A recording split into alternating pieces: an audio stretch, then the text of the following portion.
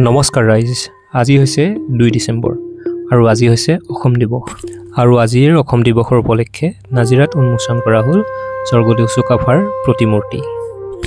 ভিডিঅ'টো শেষলৈকে চাব বুলি আশা ৰাখিলোঁ আৰু ভাল লাগিলে লাইক, শ্বেয়াৰ আৰু ছাবস্ক্ৰাইব কৰি দিব। ধন্যবাদ।